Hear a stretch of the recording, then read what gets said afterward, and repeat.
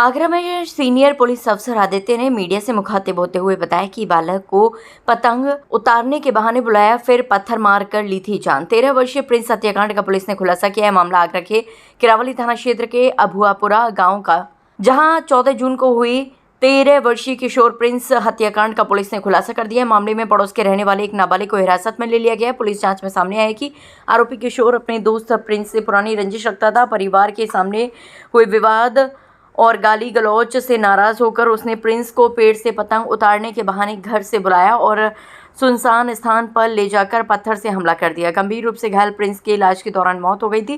किरावली क्षेत्र के गांव अभुआपुरा में 14 जून को उस समय सनसनी फैल गई थी, जब 13 वर्षीय प्रिंस गंभीर हालत में गांव के बाहर झाड़ियों में पड़ा हुआ था। उसके सर और शरीर पर चोट के निशान थे। परिजन उसे तत्काल अस्पताल लेकर पहुंचे, जहां उपचार के दौरान उसकी मौत हो गई। इस मामले में पुलिस ने एक किशोर को गिरफ्तार किया है। घटना के बाद पुलिस ने हत्या का मुकदमा दर्ज कर जांच शुरू कर दी है। शुरुआत में मामला पूरी तरह रहस्य बना हुआ था, क्योंकि घटना का कोई प्रत्यक्षदर्शी सामने नहीं आया था। पुलिस जांच में पता चला कि प्रिंस और आरोपी किशोर पहले से अच्छे दोस्त थे। कुछ समय पहले दोनों के बीच किसी बात को लेकर के विवाद हो गया था। इस दौरान प्रिंस ने आरोपी को उसके परिवार के सामने अपमानित किया था और गाली गलौज भी हुई थी।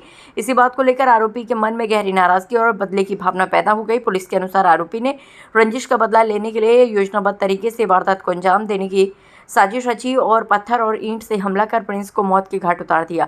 घटना वाले दिन आरोपी प्रिंस को पेड़ पर फंसी पतंग उतारने का झांसा देकर घर से अपने साथ ले गया। आरोपी ने पहले ईंट से हमला किया और बाद में नुकीले पत्थर से उसके सिर पर कई वार किए।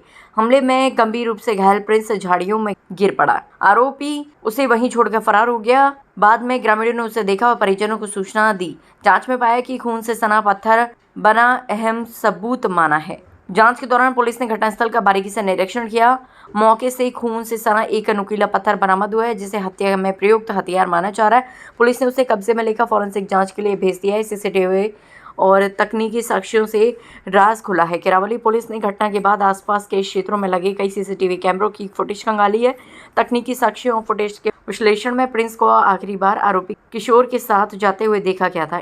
देखिए, दिनांक 14/6/2026 को थाना किरावली क्षेत्र के अंतर्गत एक घटना घटित हुई थी, जिसमें कि एक बालक थाना किरावली क्षेत्र के अंतर्गत घायल अवस्था में पुलिस को सूचना प्राप्त हुई थी कि वो घायल अवस्था में पड़ा हुआ है, जिसके बाद उसे प्राथमिक उपचार के लिए अस्पताल ले जाया गया, जहाँ चोटों के कारण बालक को डॉक्टर द्वारा मृत घोषित किया गया था। उसी के क्रम में दिनांक 15/6/2026 को परिवारजनों के से तहरीर प्राप्त होने के बाद मुकदमा पंजीकृत किया गया और इस घटना के अनावरण हेतु एसीपी असनेरा के नेतृत्व में लगभग 6 टीमों का गठन किया गया, जिन्होंने एक बहुत ही होलिस्टिक तहकीकात करते हुए डिजिटल, फिजिकल, ये जितने भी साक्ष्य एक आयु जुटा सकता है, सारी चीज़ों का गहन अध्ययन किया और उसके बाद इस घटना का खुलासा हम लोगों के द्वारा किया जा रहा है। और सभी साक्ष्यों को एकत्रित करने के बाद इसमें जो अभियुक्त सामने आए हैं वो खुद एक बाल अपचारी है, एक बच्चा है, जिसके द्वारा यह घटना गुस्से में आकर जो कि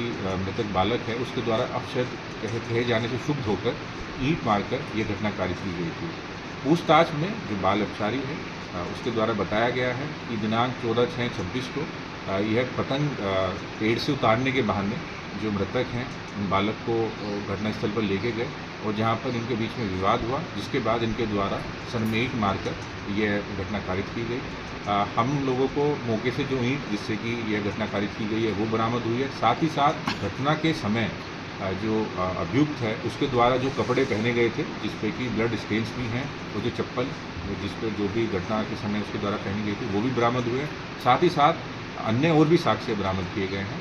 अभी क्योंकि जो अभियुक्त है उसकी उम्र 18 से कम है, तो जो भी गाइडलाइंस हैं, दिशा निर्देश हैं, नियम, उनके अनुसार उन्हें जेजे बोर्ड के सामने पेश किया जाएगा और आगे आवश्यक अधिकार होगी। पूर्व से गाली गलौज होती थी इन दोनों के बीच में या परिवार के बीच में कुछ पुराना झगड़ा चला है?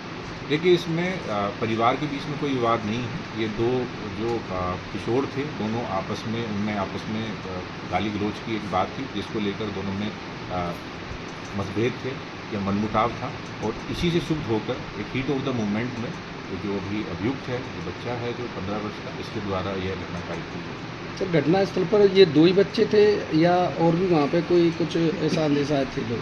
नहीं, देखिए, सारे, जैसे कि मैंने आपसे कहा है कि इसमें गहनता से सभी बिंदुओं पर जांच की गई है। घटना के वक्त ये 2 ही जो किशोर थे घटनास्थल पर मौजूद थे और इसी वजह से किसी और ने उस टाइम पे घटना कारित होते नहीं देखी थी। बट बाद में जब बाकी चीज़ों का अध्ययन किया गया कि कौन उस टाइम गया था, आखिरी बार बच्चे को कौन लेके गया था, उन्हीं सब चीज़ों के बाद हम इस नतीजे पर पहुँचे और फिर पूछताछ में जो बालक है उसने पूरी घटनाक्रम को विस्तृत तरीके से पेश किया। ठीक है।